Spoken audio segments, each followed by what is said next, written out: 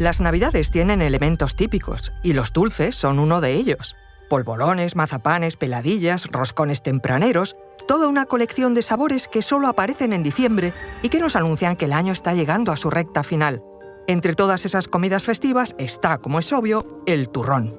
Ese bloque hecho con almendra, miel y paciencia, que lleva mucho más tiempo con nosotros del que solemos pensar. Su origen se remonta a la Edad Media y está estrechamente ligado a la tradición mediterránea y la influencia de Al-Ándalus. Pero nos vamos a fijar en el siglo XVI y en su presencia en la corte de Felipe II, en la que el turrón se consideraba un auténtico manjar digno de celebraciones reales. Desde entonces, este dulce ha recorrido caminos, valles almendrados y tradiciones que le han dado forma hasta convertirlo en el símbolo navideño que hoy conocemos. Y si algo tenemos claro, es que entender su origen ayuda a saborearlo de otra forma. Os contamos mucho más a continuación.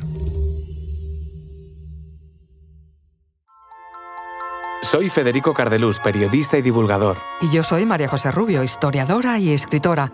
Y esto es Despierta tu curiosidad, un podcast diario sobre historias insólitas de National Geographic. Y recuerda, más curiosidades en el canal de National Geographic en Disney+. Para conocer bien el turrón, es parada obligatoria saber cómo se fabrica. Todo empieza calentando la miel a fuego lento hasta que toma un tono dorado. Luego se añaden las almendras y se mezclan hasta formar una masa uniforme. La clara de huevo actúa como unión final y una vez lista, la mezcla se extiende, se prensa y se deja reposar. Y así, grosso modo, es como nace el turrón. Esta dulce manera de prepararlo tiene raíces que lo conectan directamente con el mundo árabe medieval. En esa época ya existían dulces elaborados a base de miel y frutos secos, como el turún o el halva, que poseen una sorprendente durabilidad. Razón por la cual estas mezclas viajaron tan bien por todo el Mediterráneo, ya que eran fáciles de conservar, alimentaban durante días y aprovechaban ingredientes muy presentes en las tierras cálidas del sur. Cuando estas tradiciones llegaron a la península, encontraron el escenario perfecto para echar raíces. En los valles de Alicante, especialmente en Gijona, se cultivaban almendros en abundancia desde hacía siglos. Por eso, allí, en el siglo XV, el turrón empezó a tomar la forma y fama que hoy reconocemos. De hecho, se cree que algunos maestros turroneros guardaban sus propias mezclas de miel, proporciones secretas o métodos concretos de tueste para diferenciarse del resto, algo que derivó en una tradición artesanal que se respira todavía en las fábricas familiares. Y aquí es donde entra en escena uno de los grandes impulsores involuntarios del turrón, Felipe II. En pleno siglo XVI, el monarca ya incluía este dulce en los banquetes de Navidad de su corte. Aparece mencionado en documentos reales como un manjar propio de celebraciones solemnes, lo que demuestra que para entonces el turrón pasó de ser una tradición mediterránea a convertirse en un símbolo culinario apreciado por la élite del reino, en la que vamos a incluir 2 siglos después al mismísimo pintor Francisco de Goya. De Goya conocemos su amor por el turrón gracias a las cartas que escribió a su amigo Martín Zapater entre 1786 y 1790, en las que le pedía con insistencia el envío de barras de turrón de Zaragoza, el mejor, según él, para pasar la Navidad en Madrid. Y es que, sin duda, a partir de los siglos XVIII y XIX, con el respaldo de la corona, la popularidad del turrón creció de forma rápida. Las primeras fábricas familiares empezaron a organizar y documentar mejor sus técnicas, y algunas de ellas, Manuel Picó, La Colmena o El Lobo, entre otras, se transformaron con el tiempo en auténticos referentes del sector. Con la llegada del ferrocarril y más tarde del transporte por carretera, la difusión se multiplicó.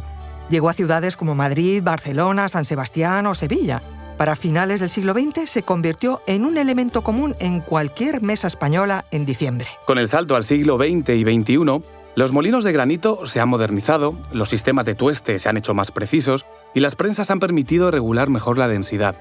En paralelo, los consumidores buscan más variedad y ahí ha aparecido otro fenómeno, los sabores nuevos. Chocolate, yema tostada, frutas, cremas, pralinés. Este impulso innovador abrió además las puertas a mercados internacionales. El turrón comenzó a viajar a Latinoamérica, Europa, Japón o Estados Unidos, donde se comercializa, según datos de varias casas turroneras, como un producto gourmet asociado a la tradición española. La receta, pese a adaptarse al gusto global, mantiene esa firma alicantina que lo distingue.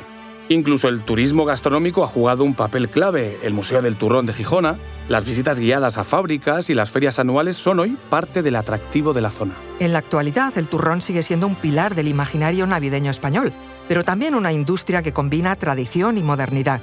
Genera empleo estable en la comarca, mantiene vivas recetas centenarias y al mismo tiempo impulsa innovación en repostería, packaging, sostenibilidad de cultivos de almendra y nuevas formas de consumo. Y ya que hablamos de tradición, hay una curiosidad que siempre sorprende.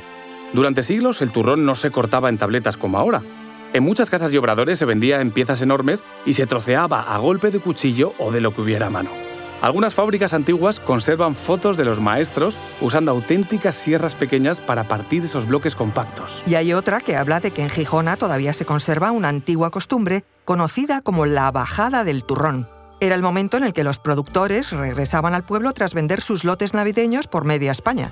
Era todo un acontecimiento local porque marcaba el final de la campaña y al mismo tiempo el inicio de las fiestas. Todo ese recorrido explica por qué este dulce no es solo una receta bien hecha, sino la suma de técnicas artesanas, comercio, historia, identidad regional y una evolución constante que lo ha mantenido vivo.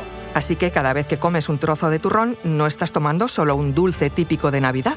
Estás dando un bocado a una historia que ha viajado durante siglos, que ha cruzado culturas, que ha pasado por manos artesanas y que sigue viva porque forma parte de nuestra cultura navideña. Recuerda que Despierta tu Curiosidad es un podcast diario sobre historias insólitas de National Geographic. Disfruta de más curiosidades en el canal de National Geographic y en Disney+. Y no olvides compartir el podcast si has disfrutado con nuestras historias.